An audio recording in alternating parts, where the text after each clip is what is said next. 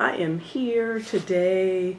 It is September 5th, 2015, in Snellville, Georgia, with Jose Salazar. Thank you so much for interviewing with us today. Thank you. I'm Dr. Rashnice Candy Tate. I'm with the Association for the Study of African American Life and History, the Atlanta branch. Okay. And we're here to talk about your veterans' history for say. So let's start off with some biographical information. If you can tell me when and where you were born. I was born in San Antonio, Texas on February 8th, 1968. Okay. And who are or were your parents, and what were their occupations?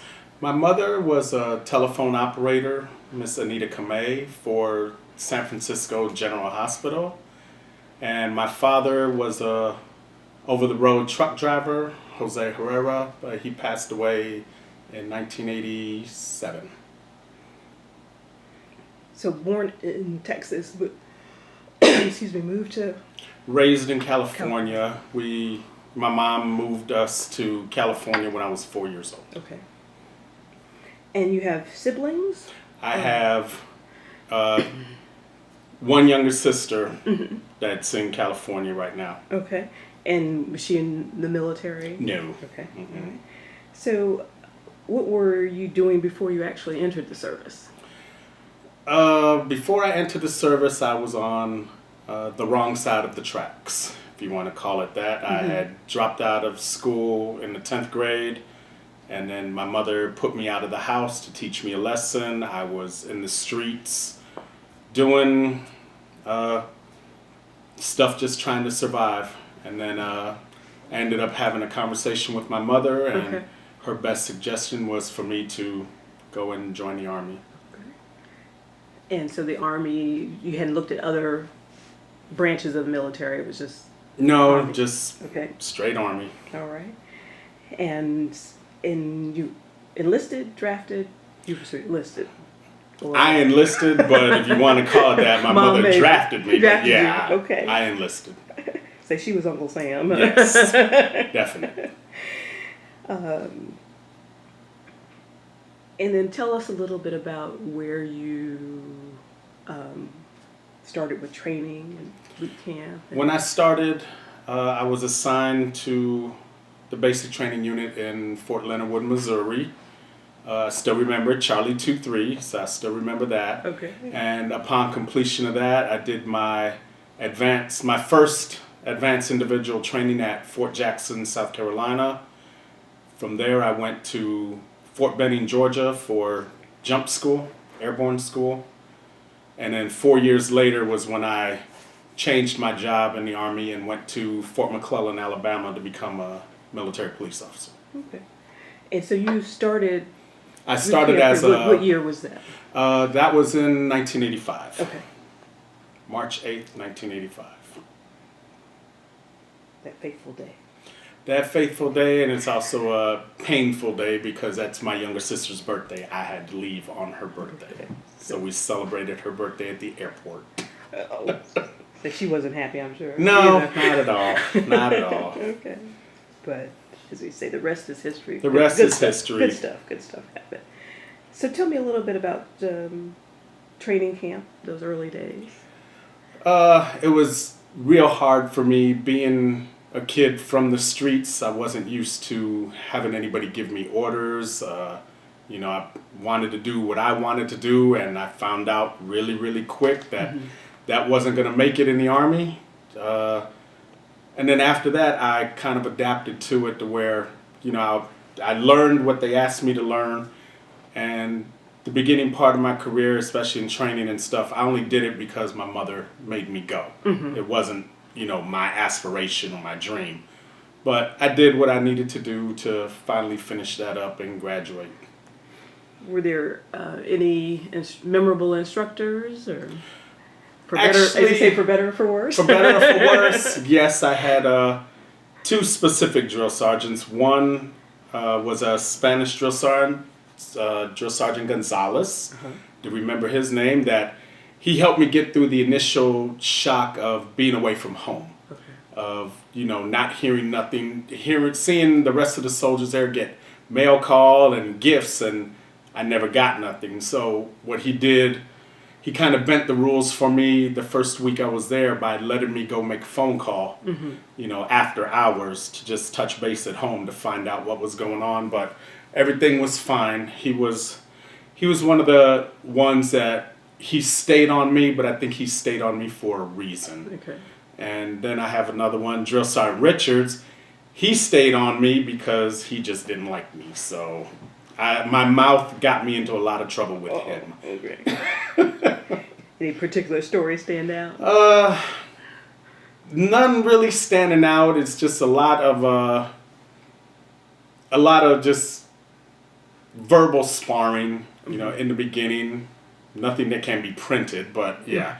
Verbal sparring, but he had to do what he had to do to, as they say in the Army, break me. Okay. And he did. I mean, he did his punishments, with push-ups, sit-up, whatever type of punishment exercises that we had to do. And it took a little while, but I can honestly say, yeah, he did break me. Okay. He did. And what is, so me being a civilian, so what is the purpose of this breaking?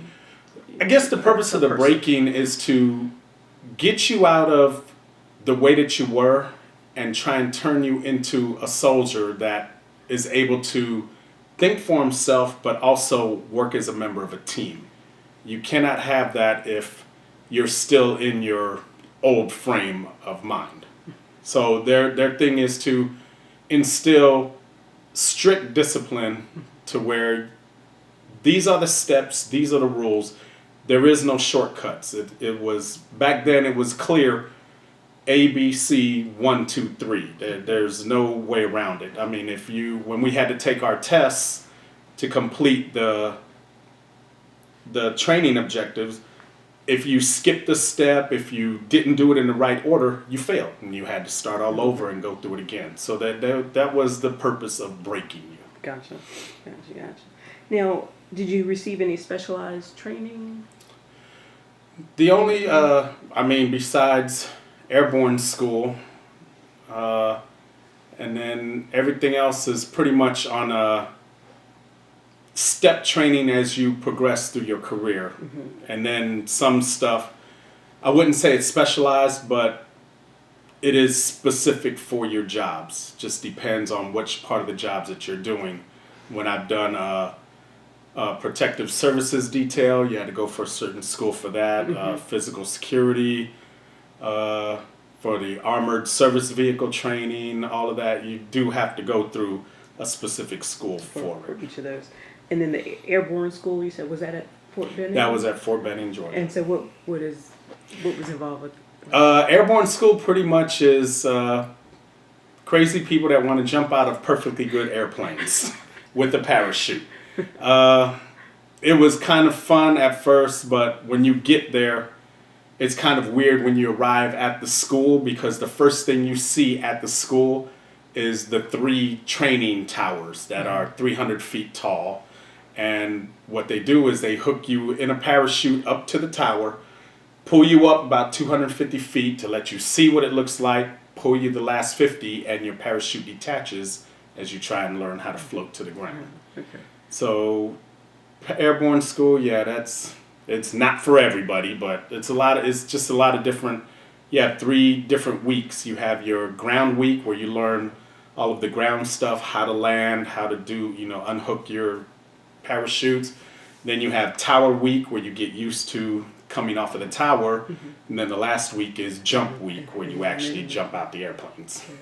Now, did you decide to do this, or were you selected, or how did you get to jump? I decided to do that, I guess, because I didn't know no better. When I went to my recruiter's office and he said, "Hey, do you want to, do this job?" "Yeah, okay, I'll do that one." "Oh, you want to be a parachutist and jump out?" "Yeah, okay, I'm 17. I don't know no better." So, yeah, that's how I got stuck into that one. So, looking back, if you could looking back, that might not have been one of the things I would have taken. Gotcha. So how did you adapt to military life? The physical regiments, the barracks, social life, the food. It was a real hard adjustment for me, coming from, as I said, coming from the streets, being on my own, not having to listen to anybody, to now I have to take orders, I have to do that, fold my clothes a certain way, make my bed a certain way, polish my boots a certain way, put this on. It was a real hard adjustment for about the first, basic training is 2 months. I would say at least the first month was a really hard adjustment, especially, and the eating. Yes, by the time you sit down, if you're the last one, you've maybe got 2 spoons and then it's time to get up and go. So you learn how to eat real fast, or you don't eat at all and you get hungry. So it was a hard adjustment, and it is for a lot of people that are not used to that kind of structure, where they just, you're going from being fancy free to doing anything you want to now they're telling you what you can, what you can't do, when to sleep, when to eat, when to get up, when to run, go do. It is a big adjustment. Everything, right. But there were probably some times for some social life, a little? No. No? Not in basic training? Not in Okay. basic training, Okay. no. The only social life you had was sitting there polishing your boots, talking to your friend next to you who's polishing their boots. So there was no really social life. Okay. What about coming from California to where you had basic training? That was that a humongous change for me. Coming from California, going to Missouri, which Fort Leonard Wood is more commonly known as Fort Lost in the Woods, because it is in the middle of the National Forest there in Missouri. Okay. So nothing but trees, and that's it. Right. Trees from and urban, from urban to skyscrapers straight. to- They put me in the country, and it's like I don't know where I'm at. So it was a huge shock. There are 2 little cities that are right outside the gates of Fort Leonard Wood, Waynesville and St. Roberts, and I don't think I saw any life forms going through the cities coming in or when I finally left Fort Leonard Wood. So a long 8 weeks. Huh? it was a long 8 weeks, very long. Well, now let's get to wartime and service, and kind of, you've now graduated from basic training, so kind of tell me some of the things that you did. Give me your... Let's see here. I've been to Korea 3 different times. I loved it over there. I actually requested to go back the other 2 times. Okay. But the first time was a complete culture shock, come from the United States to Korea. But that was actually really fun, and I think that's where it changed my perspective on being in the military. Okay. I actually loved doing what I was doing over there. And then the times that I got to work on the DMZ over there, it really does open your eyes to how close a war is. What years? This first time when I went was 1985 to 86.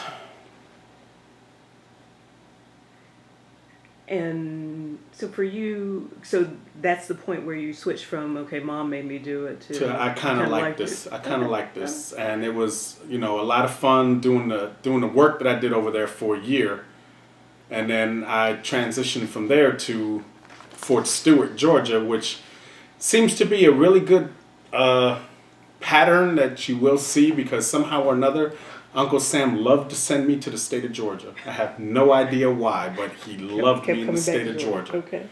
So, I came back for Georgia for school, and then I went to Fort Stewart, and that's where I changed my jobs. I went from a personnel record specialist to military police. Okay. It was time for me to re-enlist, and I had already mastered everything as a personnel record specialist. There was nowhere else for me to go. So I wanted a challenge. What is that?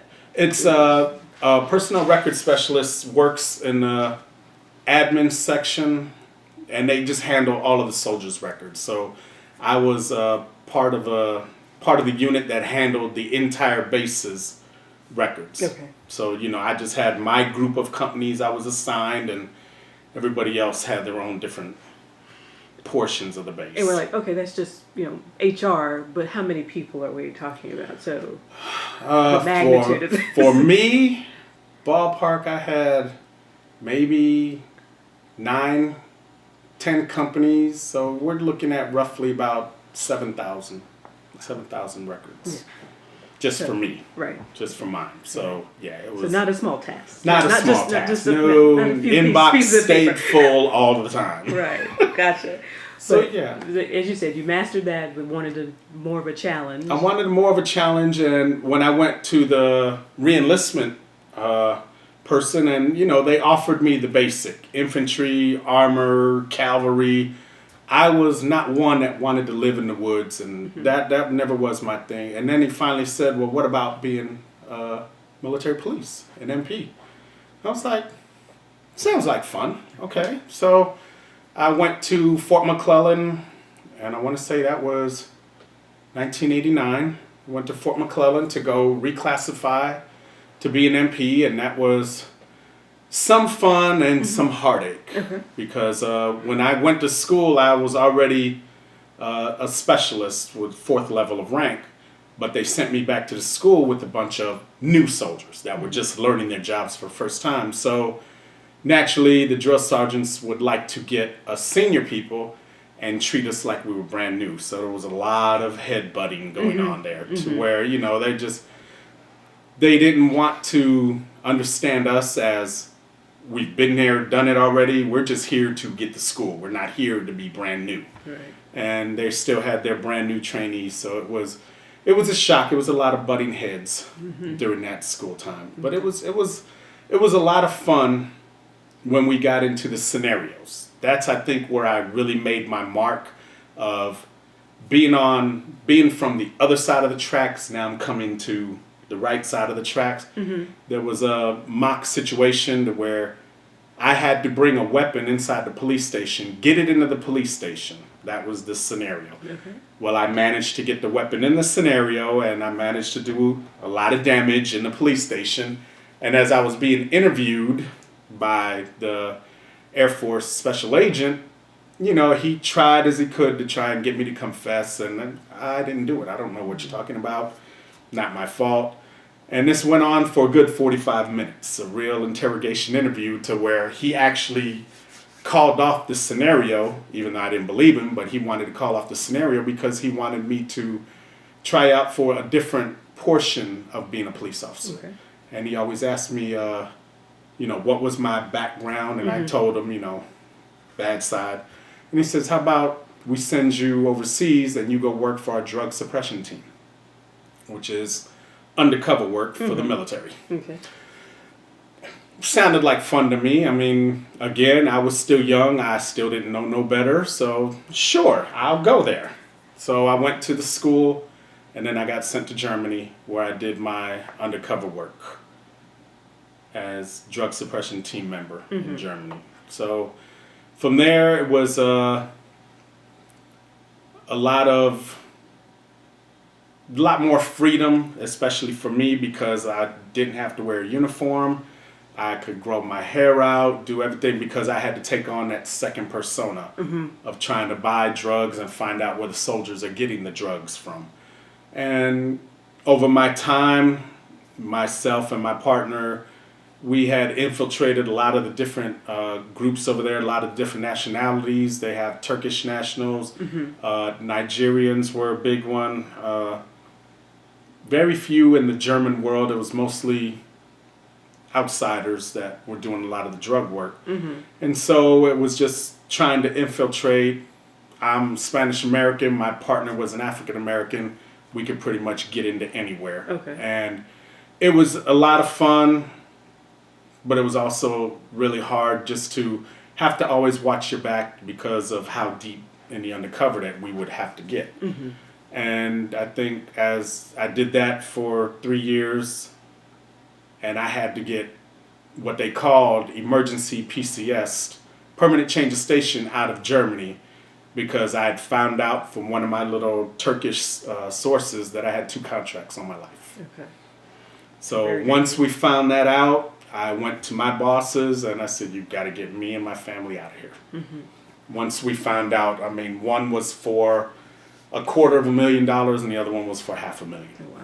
So that was when it was like, Very hey, serious. I love Germany, but I got to go.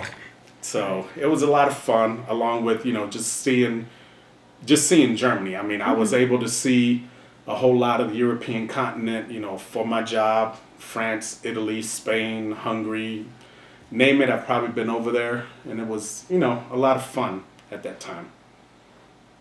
And you mentioned your family, you had to get it out, so get them out. So when did family? Family started actually at Fort Stewart. Okay. I met my first wife there, Fort Stewart. We were in the same unit. Mm-hmm. And she had a 4-year-old daughter at the time we met. And then we had our daughter, one of my older ones now. Mm-hmm. So we were together there. We were together for about 12 years. And then like you say, that was where everything else shifted for, just being in the military, doing mm-hmm. my job. Mm-hmm. And then, I've been married again, got me another older daughter. That didn't work, obviously. And now I'm married to my current wife now, and we have 3 beautiful daughters now. So, yeah. But being married and in the military is a challenge. It is a challenge, but it was also fun. My first wife was in the military at the time, so she understood it. Mm-hmm. I think the biggest challenge was when we were in Germany, for me having to do the undercover work. So wherever I worked, I couldn't take my family. I had to go opposite way. Mm-hmm. And then, just some of the nights of, being called in the middle of the night, I have to go somewhere, or my trips, I was doing a lot of temporary duties at different parts of the country. So I'm talking like 2 months, 3 months away from home. Right. So it was kind of hard, but at least she understood mm-hmm. being in the military. Right. So she did understand it. Okay. So then you had to leave Germany. Left Germany, and I came to one of the best kept secrets in the military. It was I went to White Sands Missile Range in New Mexico. Who knew that we had a base in New Mexico? I didn't even know there was a state of New Mexico. So, but I get there to a little bitty base right in the middle of the desert and stuff like that. And it ended up being one of the best times that I had. For it to be so small, it was just a lot more family oriented. Okay. And, the school's right across the street. Daycare is right there. The wife's job was right there. Mine was pretty much on the base. And, a lot of the stuff that was around us, we were 45 minutes from El Paso, Texas, 30 minutes from Las Cruces, New Mexico. So we got a whole heaping lot of stuff. Okay. And I got to, do some stuff there, working for, blocking the roads. Right there, they do all of the missiles testings for the military because of the White Sands Missile Range. It's the biggest base in the military. So, we got to see a lot of different things. When the Patriot missile first came out, I got to watch that. The Hellfire missiles, there was a project that was coming for the military, but I guess they scrapped it, but it was the Delta Clipper mission for the space shuttle. Okay. That it was supposed to be its own self-propelled rocket that would take the shuttle up, detach, and then be able to land itself instead of exploding and wasting money. So I got to see a few testings of that. So it was really, really, really a lot of fun. So is that classified? At that point, it was classified, or just in test or prototype? It was just in test mode. Yeah, all of that stuff was in test mode. Yeah, we got to see when they started the Patriot missiles of how they did the testing. I got to watch it on the screen. So it was kind of really, really neat to see something like that. Cutting edge stuff. Just right there, and it's like, ooh, it works. Oh, that's pretty neat. Cool. Yeah, so I did that, and then went to a few. I went back to Korea during that time from New Mexico, so my family had to stay there, and then came back and went to a few other promotion schools that I needed to make it through, and then just kept getting promoted until when I left. When I was getting ready to leave New Mexico, because they were phasing out all of the MPs there. And they were going to go to Department of Defense police. Mm-hmm. So since they were doing that, I was picked to help lead the training and implementation for the DoD police at White Sands. So it's like, training everybody up, showing them the police tactics and stuff like that they would need while they shipped us all out to different, other stations. Okay. So I missed it. So the military police were being phased out? Yes, they And were then- being put off the base because they were going to Department of Defense, Okay. DOD police. And then help me, where did you end up next? And that was when I ended up going to Fort Bragg, North Okay. Carolina. Okay. And that was, I don't want to say my worst nightmare, but it was, because that was a base I never wanted to go to, because I knew once I got there, I wasn't going to stay on base long. I knew that. Just because of Fort Bragg is, one of the rapid deployment force bases in the Army. So whenever something goes up, Fort Bragg is going. Gotcha. So yeah, and it didn't Had take that reputation. It did not take me long to find that out. Probably 4 months after I got on base, I was deployed to Bosnia. Okay. And I did I think it was 9 months over there. And then came back, and then I deployed a few times to Egypt and Turkey. And then came back to Bragg, the times that I was on Bragg, and we worked on the road, jumped out of planes, did everything that we had to do. And that was a time when the Army was doing their first drawdowns. Mm-hmm. So what they were offering people is, it was called the SSI VSI, which was a selective service incentive or voluntary separation incentive. Pretty much what that was is that the military is going to pay you to get out so they can shrink the force. Okay. And so I got picked up on the voluntary separation. So I took the money, got out, and I went into the reserves in North Carolina. Okay. And from the reserves, I've been to El Salvador, I've been to a few other Central American countries, just for humanitarian service and stuff like that. Mm-hmm. And then we ended up getting called up for Iraqi Freedom that was starting up. So our unit got picked to go backfill another unit in Florida. And that's where we became one unit, and we deployed to Iraq in February of 13. Or no. 03. 03. Mm-hmm. 03. And we did the first 2 phases of Iraqi Freedom. We ended up being the longest serving military police company in theater at the time that we were finally allowed to come home. Just because they were short. Mm-hmm. They were short. So we ended up going over to Iraq. We've been to almost a lot of the big bases in Iraq as they kept moving us further up north. It seemed like every 3 months we were picking up and moving to come do different missions while we were in Iraq. That wasn't the greatest time in the world, but it was okay because our unit that we were in North Carolina, we had been together probably 5-6 years. Mm-hmm. So we all were real close friends. So as long as we were all together, it made it a lot easier than what it was. Mm-hmm.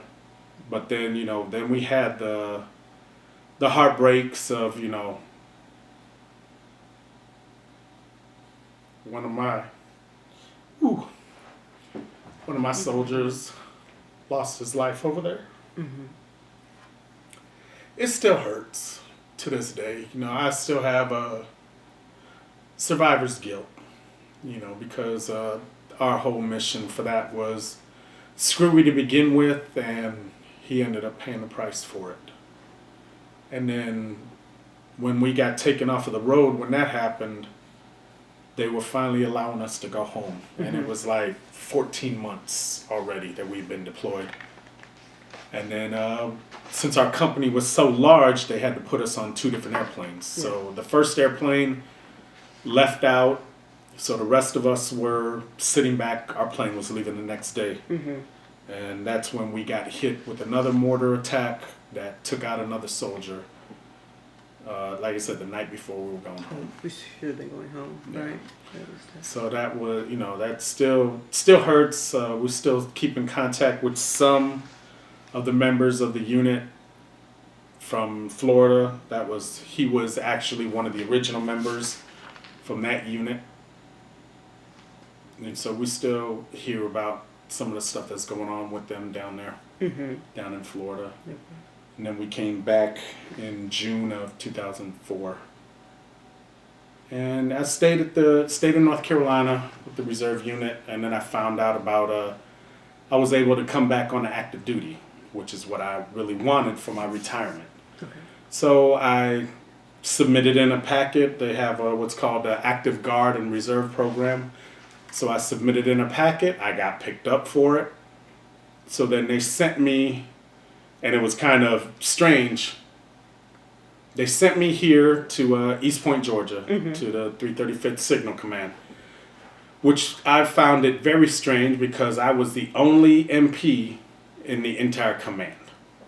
Okay. And they wanted me to set this station up, physical security and all of that other stuff. And I'm like, okay, I got it. Tell me where you want me to set it up at and who's going to report. And they're like, you figure it out. I'm the only MP in this entire command. Who am I supposed to ask? So that was a pretty decent challenge, but we ended up making it work finally after butting some heads again. And that's where I met my current wife, Quinn. She was working for family support down there, so that's where we met. And that's Fort McPherson? East Point. It's called just in East Point. Okay, yeah. Just called East. Okay. Yeah, just in East Point. And then as we had went along, we had been together probably not even a year, and then I found out that I was getting promoted to East 7. So I'm first class, so it was like, great, I'm happy. Well, you're getting ready, you got to go to school. Okay, I can do that. 2 months and go to school. Right. And guess what? You're leaving. You're moving away.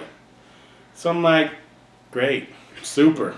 So it was really hard on the family because she had just started her new job, so I didn't want to pull her away from that. So I went ahead and I said, fine, I'll go. You stay here with the kids, and we'll try to make this work. And that was when I got sent up to New York. And I was up there as a physical security / operations sergeant for an entire brigade up there, which encompassed, I want to say, somewhere around 20,000 soldiers. And then that was where I got picked up for being a master trainer for the Army's new Army service vehicle that they were giving to all the MPs that they were going to use over in deployment in theater. So I ended up traveling around a lot of temporary duties to different unit locations with my team to go and train them up, get them certified so that way they can have the vehicles and stuff like that. So that was a lot of fun for me because it got me away from New York. So I got to travel around a lot, and I actually came back here a few times, so it made it easier for the family to come and see and stuff like that. So we did all of that until I got moved to my last company at Fort Totten, New York, and they were on schedule to deploy again. So my wife was kind of letting me know that she didn't want me to go, and that was when I put in my retirement paperwork and finally went ahead and retired in 2012. Okay. She didn't want to take the chance of... I wanted to take the chance. She didn't want me to go nowhere. Yeah, I can't imagine why. It was, I guess for me, I wanted to stay in just because I loved my job. I was good at what I did, and I had become, a soldier. I do what I do. And I know the risks, and especially for my job of being an MP, I know the risks. I've dealt with it for over 20 years. I got it. I understand it. That part has never bothered or scared me. The part that always bothered me was my decisions that affect my soldiers. Okay. That's the only part that ever bothered me. I mean, our rule that we used to have, and I lived with it all through my life, is no matter all the awards, no matter all the pat on the backs, no matter all the kudos, if you don't bring all your soldiers back, you failed. Mm-hmm. I honestly said that I failed one job in my entire career when I didn't bring my soldier back. So, that was one of those of, oh, we're deploying? It is what it is. I've deployed 13 times. It's second nature to me. Right. But she didn't want me to go. I didn't want to cause, rifts in the family. Mm-hmm. So Mm-hmm. I went ahead and, I had enough time and just said, fine, I'll retire. I'll come back home to ease your mind. And then, plus we had the little ones. So, she didn't want to put them through it because I know my older kids went through it. Mm-hmm. With me being gone, daddy's deployed. Oh, he's back. Well, he's gone again. So right. she didn't want that. I understood it. As hard as it was for me to want to give up my career, I went ahead and I did it, for my family. Right. For my family. Right. So in this section of talk, because we've gone through, as you say, 13 deployments. 13 deployments. Wow. Somewhere in that vicinity. Somewhere around there. Somewhere in there. So, and I have read some of the story of in the Creative Loafing. So I think the person's name was Murray. Yes. That Yes. weren't able to bring back home. So just kind of what is it like on the front line, or having to, some of your. One of it's one of the worst feelings, especially when we first got to Iraq. There was a lot of stuff going on with the living areas, living spaces. I mean, one of our first areas that we got to live in was a condemned building. So, that's no fun when you wake up and you have a rat looking right in your face. Yeah. So, it was that part, we adjusted, as soldiers do. There's nothing that we can stop us. We managed to turn that building into the Taj Mahal with a little bitty sidebar on the side. So that part wasn't the hardest. I think the hardest part for us was knowing when you had to go on a mission outside of the base, not knowing if you're coming back. And that, I think, was the hardest thing, especially for all of your friends, everybody, you see them in the morning, mm-hmm. and then you hope to see them when you come back. Yeah. And our unit, we did get hit a couple of times with the roadside IED bombs. A couple of our vehicles got hit. Mm-hmm. Mine got hit.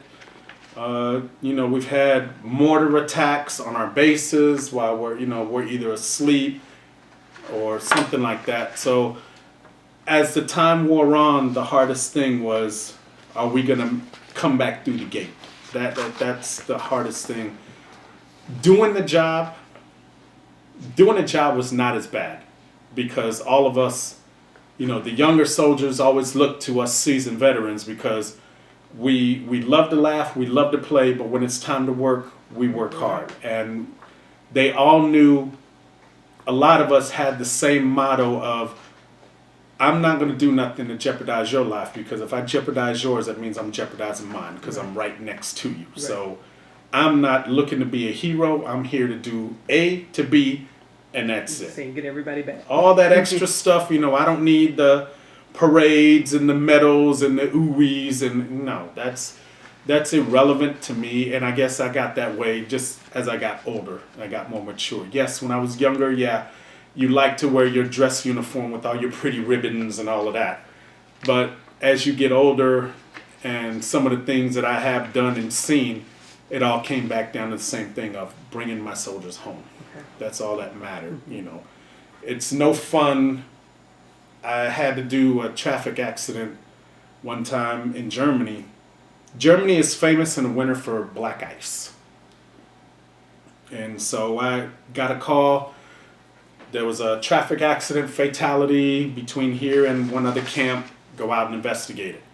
Well, as I went out to investigate it, and I looked at the vehicle, and then I looked at the person inside the vehicle, mm-hmm. I knew that person. Mm-hmm. That person was a friend of mine. I knew her husband, and she was the librarian that my kids knew. So, come to find the story was she had just dropped her husband off, was coming back, hit a patch of black ice, slammed into a tree. So the hardest thing that I've ever done is to go tell somebody, their spouse, their friend, their husband, wife, their child has died. I never wanted that feeling again. When Murray passed, and just to have to go see his wife, his newborn baby, his mom and dad that I knew, because I didn't bring him in, but when he first came to our unit, brand new, fresh out of school, he was assigned to me, so he was my soldier. Right. So I made it a point to know my soldiers and their families. I knew his wife. I knew his newborn daughter. I knew his mom. I knew his dad. And when we came back home, having to face them was the worst feeling ever. And then when they asked me to speak, at his funeral and stuff like that, there's only so much hard exterior you can put on. I tried it, doesn't work. As you can see, it doesn't work. But for him, like I said, he was mine. He was my soldier. And he had, so much potential and stuff to make it really through, and for him to lose it the way that he did, it still hurts to this day. Yeah. But I mean, overall it was fun. It was just, like I said, just the worry of what's going to happen once we go outside these gates. I think that was the worst part of anything that we had to do over there. That's kind of just constantly on everybody's mind, I would imagine. But more so the leader. Some of them it is on their minds, but you also have a lot that are looking for, the bravados, the hero stuff. And that's the ones that, for me, I like to avoid, because I don't have a death wish. I'm sorry. I would rather go from here to there and nothing happen at all. And, there were some in our units that, were the fake Rambos and whatever else. And as soon as the first bombs hit, you were underneath the cots crying. So it's like, I don't need to hear all of that. Save your bravado for somebody that's going to believe it, They say that all of that stuff doesn't impress me at all. And I guess, like I say, I've learned that more as I got older. Did you have camaraderies and friendships? I heard there's some people that you were really close. Oh yeah, I mean, we've had friends, and I still have them, to this day, that we've been together. We went through the same units together, and yeah, you build that camaraderie, that friendship, especially, I think you build it more in the reserves than you do in active units, because active units, you're constantly changing. Like maybe once a year, every 2 years, every 3 years, you're constantly moving around. In the reserves, 99% of the time, you ain't going nowhere unless you move.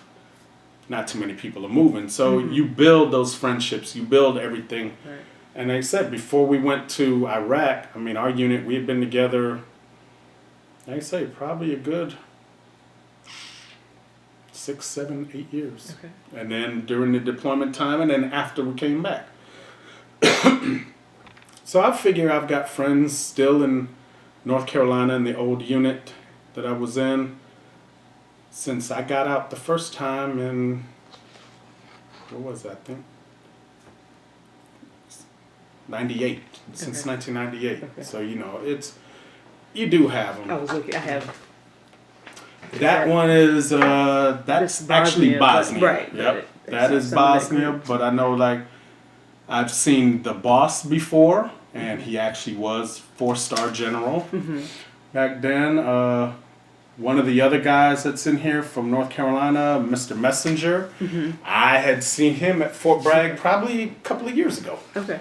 So, yeah, I mean, sometimes you'll still see them, and then sometimes you'll get, you know, bad news from them. Just still, you know, still we treat it like a family. Mm-hmm. So, you know, I've gotten a lot of bad texts since we came back from Iraq, especially from a lot of soldiers that couldn't handle the pressure of coming back. So I had a few of them commit suicide. Mm-hmm. And then, you know, so, you know, we still send the messages out to each other just to see, you know, this is still what's happening. You remember so-and-so, well, Mm-hmm. you know, Mm-hmm. keep them in their family's prayers. And if you're available, come to the day of the funerals and stuff Right. like that. Right. So we still do that to this day. It's not every day, hey, how you doing? But we still keep in contact with each other. Like no time is lost. None. So you don't have to talk every day. Right. Right. So in the kind of the coming back home and like, because you've done it a few times, what is that like? How do you stay in touch with family while you're away? Or While you're away, I mean, I guess back then a lot of it was through, if you were lucky, you know, to get through on phone calls or emails a lot back then. Now, I mean, I know soldiers now are doing, you know, video conferencing and Skyping right. and stuff. I wish that was available for me back then. But it was back then, you know, it was a lot of emails. Sometimes if you were lucky to get in line on the phones, but the only thing is, you know, especially when you're in Iraq, where you've got to get up at 2, 3, 4 o'clock in the morning to get the right time here. So, you know, we did that. That was the biggest thing for us to keep in touch. I know when I was in New York with Quinn, we did a lot of Skyping, and that was just for the kids, to at least see face and, you know, still hear voice, but at least see face. Because, you know, I tried to come back home at least once a month, once every other month, come back home and, you know, spend some time, but at least you can still see. And I think nowadays kids need that more. Mm-hmm. When you came back home, yes, it was, you know, for every deployment, yeah, you come home and you're happy. You know, it's a big joyous occasion because you made it back. And then sometimes, you know, it just depends on your family situation of, you know, how it ends up for you. You know, I know some people that came home and, you know, you're fine at the welcome home ceremony, but next few days, yeah, somebody's in jail, somebody's in the hospital, whatever, you know, it's just trying to implement yourself back in, you know, it depends a lot on the family dynamics. Mm-hmm. You know, for me, like I said, I guess it just came with age. It made it a lot easier of just trying to come in and, you know, just do baby steps. You know, I get it, what everything has been going on. But I guess, too, for me, is a lot of times when you're talking on the phone, when you're Skyping, when you're doing stuff like that, you know, I still, while I was away, I could still affect the rules. Mm-hmm. You know, so that way they still understood it. And then when you come home, it's not that much of a shock. Okay, you're still dad or still dad, still still works out that way. If not, you're on punishment. I can still put you on punishment even from here. So you know, but yeah, I mean that was just basically about it. Sometimes you'd like to get the goodie boxes and you know stuff that you needed. You know, back then when we first deployed, we had nothing. So you know, we're asking for Kool-Aid, powdered Tang. Ramen noodles, you name it, we were asking for it. Chapstick, whatever. So those were luxury items. Those were luxury items. Definite luxury items. Now you can buy computers, DVDs, and whatever. So a lot has changed compared to, like I said, when we first went. Now the deployments that I've been on, you know, you're staying in tents for us. You know, hopefully everything is tied up right.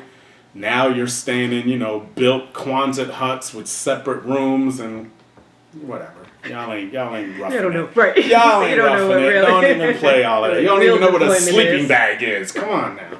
So yeah, it's just a lot has changed. I know that. I mean, Army, the military as a whole has gotten modern, but you know, I still sit back and just think back to the old stuff that we had to use. You know. My wife and me were just talking about it the other day, the old steel pots. And I'm like, yeah, I remember that. I used to cook in it, bathe in it, shave in it. And she's, how you do all that? I That's the old days, okay? We didn't have showers and everything like that. So it's funny to sit back and reminisce about that kind of stuff. So that who knew that was going to be good old memories? Yeah, who knew? I mean, who knew all of that? Them days. So how do you feel Americans have received military when you come back home? What do you feel of you? Now, for this era that has come through, yeah, everything is major patriotic now. Everybody is, flying banners and doing parades and doing all the extra stuff for, all the soldiers that come back, and, well deserved, I will say that. I guess the only thing that bothers me about that is just reading up and watching some of the stuff of how you treated the soldiers that came back from the Vietnam era, and then how they're still living now compared to our soldiers now. It's just weird, to see the difference in the treatment. Ever since Desert Shield, Desert Storm time frame, soldiers have been baby because everybody is, extra patriotic of everything that's going on, and then 9/11 came, so that just put everybody else on the bandwagon. And now it's just, I think it's dwindling down now because it's been going on so long. But yeah, the soldiers are still, looked at, with the utmost respect now compared to back in the old days. But yeah, they're still being, you see a soldier out in uniform, you just have to go and, talk to them, shake their hand, you want to take their picture, do all of that other good stuff. So yeah.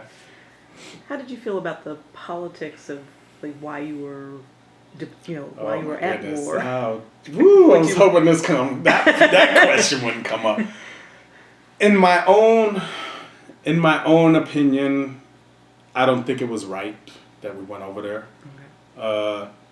Again, we're trying to be the world's police, but for some countries, it's not going to happen. I mean, I look at when I went to Bosnia and looking at the stuff that happened over there, you had 3 different religions all fighting over for the same space. They were fighting before we got there. They were fighting when we got there. They are still fighting to this day. And we spent 12 years over there. Nothing got accomplished. You're looking at Iraq. Iraq fought in a 12-year war with Iran, and they didn't blink an eye. You went over there to try and change their culture overnight, and you're talking about stuff that has went on through biblical times. Yeah. Along with the phony intelligence of the weapons of mass destruction. And I guess what really bothers me, in my own opinion, since y'all didn't find nothing, but this was your justification, what did our soldiers die for? And that's the hardest thing for me to swallow. For me, politics right now is a joke, because it's one of those of who's paying you for you to say what needs to be said. And I guess that's the way that I look at it. Right. You're being bought somewhere instead of standing for your own values. You don't want to go against this group. You don't want to make this group upset. You don't want to do this, that. Whatever happened to what's best for the people? I guess that's what really kills me about, the war and stuff like that. For both Iraq and Afghanistan, we got no business over there. They've been doing that, like I said, for centuries. We had no business going over there. And I look at it, to me, is a monetary thing. I mean, we know what they got in the ground. You don't have to be a rocket scientist to figure that out. Along with the company that goes over there to go help rebuild it is owned by the vice president, and you're going to tell me he gave up $500 million to stay as a vice president?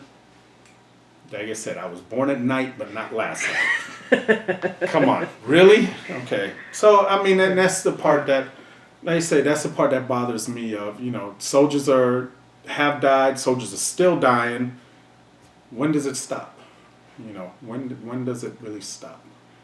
Let's say we sit here on this side and we don't really know or care, or I don't know what the American position is. Right now I can't figure it out, because I mean, you know, they're talking about we're stopping here, we've signed out, but we're still going to keep people here. We're going to leave here, but we're still going to keep people here. What are we doing?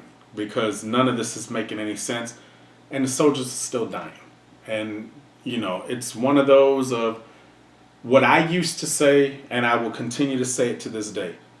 We need to bring all of our soldiers back home. Let's take care of home first.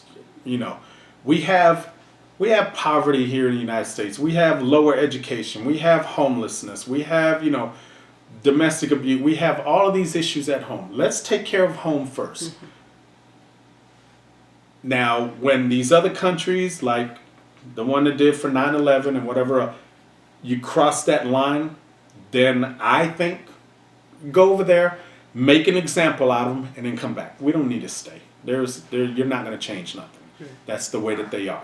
But like I used to say for Iraq, go over there, level it, and make it a new 2,000-hole golf course that we can come visit whenever you want. It's the biggest sand trap in the world, but go ahead and knock yourself out. We don't need to stay. Can we take care of home first? That's the biggest problem. And I see that more now, you know, with my current job as a VA police officer, and just seeing a lot of the veterans come in, you know, with the PTSD, with the TBIs, with everything like that. It's like, can we take care of home first? I really don't care what's going on in this country, that country, whatever. All of that is irrelevant to me because it's not affecting me. Now, when you come over here and cross that line, then deal with you swiftly, and can we get back to being the superpower that we claim we are? Right. My own opinion. Just a small one. Just a small one. So you did have a little thought on that. Yeah, just a little one. So since retirement in 2012, what have you been? I have been working I've worked for the Atlanta Braves as security. I am still working as a Veterans Affairs police officer, and I'm also working security for the Gwinnett Braves up here in Lawrenceville. So, those are the only jobs that I've done. I'm waiting on the time when I can actually be retired, but that's up to the wife. Whenever she can make enough money, then I'll be retired. Her make it all. Yeah, then let her do you're all very that. happy with that. I'm very happy with Okay. being Mr. Mom. I can do that. So, as we close up, and I know you've got to run a little bit, so these are just more reflective kind of questions. I know what you mentioned theater, and I didn't. What does that mean when you say you did theater? Going while we were in theater. In theater, okay. Yeah. The areas wherever you're at, it's when you're dealing with campaigns, conflicts, whatever. It's called theater. It's the theater of operations. So that's the word that I'm looking for. Yeah, the area. That's what it should. I forgot. I remember what I'm talking to. No, but I'm going to ask, but I need to. Before we get into reflections, I needed to double check. It's just the area. That's what they call it. And then I saw you look at your bracelet for some dates. This is Murray's bracelet. This is his memorial bracelet that I made, or that we all made from North Carolina, and it's one of the ones that I don't take off. And I look at it a lot, to still reflect on what he meant to me, not just as a soldier but as a friend, and it still. I guess if you can say it still keeps me grounded. Okay. It still keeps me grounded to what I need to do. His life was taken away, mine was spared. So I want to know what else I'm here for. So yeah, I look at it a lot. Okay. All right. So how would you say your wartime experiences have affected your life?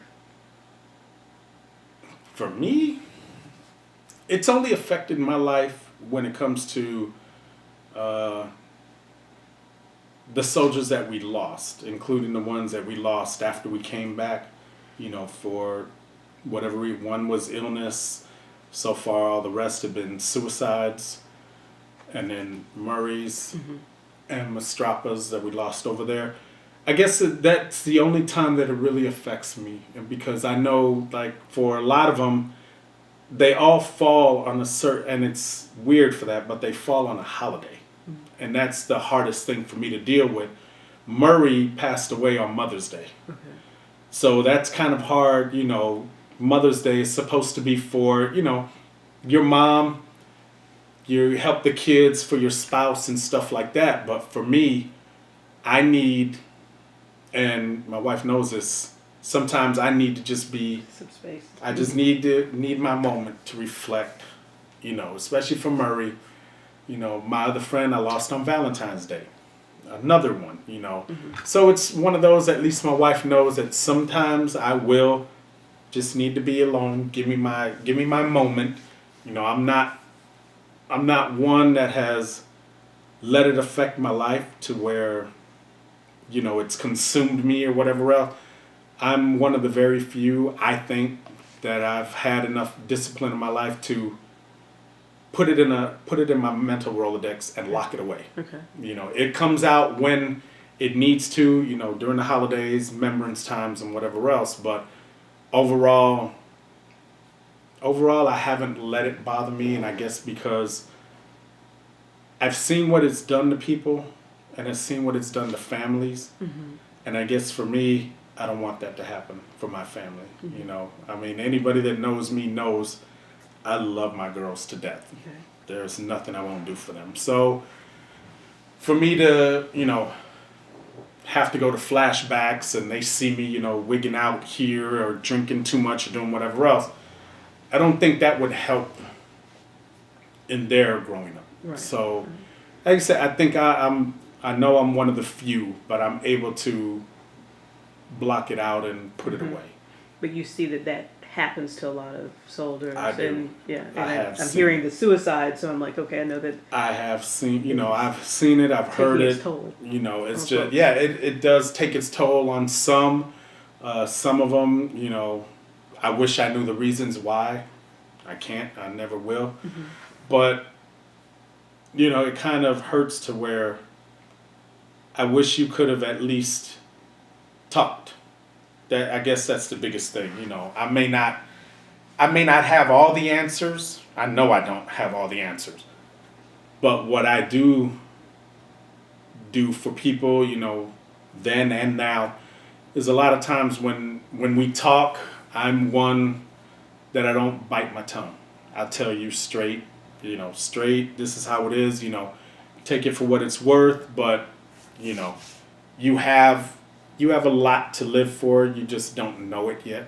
So I guess that's the part that bothers me, is I never got a chance to talk to a lot of them, especially the younger ones that I knew when we were over there, and I didn't know that it affected them that bad. Right. So what are some of the life lessons that you've learned from military service? Ooh, some of the life lessons. I guess one of the first ones that I did learn is you got to have discipline in your life. You have to. Because if not, I think your life would just be chaos. It'd just be too much going on. You got to know when to say, stop. No, I can't do it. I don't want to do it. And some of the other life lessons, stand up for who you are and what you are. Take responsibility for yourself. Don't be ashamed of it. And if you messed up, own up to it. I mean, you might get in, it's kind of like what I tell one of my daughters now. If you own up to it now, you get into a little bit of trouble. If you keep lying and then you get caught, now you're into bigger trouble. So I'd rather take the little bit of trouble and be able to go on out. And I guess one of the last ones that I learned, is, take care of your family. Take care of your family.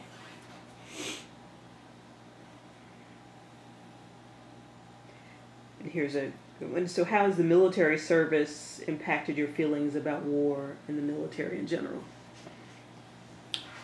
I don't think it's impacted at all. I mean, I looked at, you know, Vietnam era veterans, some of the World War II veterans that I've had the privilege to meet, Purple Heart recipients, Medal of Honors, and, you know, I look at them as, you know, they're being upheld in my eyes to the highest esteem. You know, you made it through that. If you're able to sit here and talk to me and some of the stuff that I have read and some of the stuff that I've observed, whether it was real or not, you know, some of the footage, and I'm like, you guys made it through that. You guys are at the top of my list. So when I got to serve, and then being in the situations also, you know, it kind of made me more alert to my areas, and not to take anything for granted, because it can be taken away from you in the blink of an eye. So it hasn't changed my mind on the wars. I don't like them, but I don't mind them if they're for the right reasons. Mm-hmm. But if they're for the wrong reasons, then yes, I do got a problem with them. Right. What message would you like to leave for future generations who will view this interview? For future generations, I think the biggest thing I would like to leave them is live your life every day to the fullest, because you are not promised tomorrow. You know, you have people that, you know, they want you to live this way. They want you to live this way. Don't do this, say this, do that, No, you need to live yourself to be happy, but also know that, you know, yes, it's good to look to the future. Yes, it's good to plan for it. Don't let it consume you, because then by the time you reach that goal, you will sit back and look back and say, what did I miss? Mm-hmm. And that's the one thing that I would definitely leave for them. Live your life to the fullest. Don't miss out. Live your life every day, because it could be your last. Mm-hmm. And to that I asked, so what have you said to Mom thank you, or for this changing? I have said to my mom on more times than I can count, thank you for putting me in the military, because the track that I was on, within 6 months, I was either going to be dead or in jail. So I have, and I still do. I still thank my mom. Okay. When I retired, you know, I dedicated that. My mom, yeah, it was one of those that I didn't want to do, but I'm glad that she did it. Mm-hmm. I really am glad. So yeah, I thank my mother all the time for putting me in the military. Cool.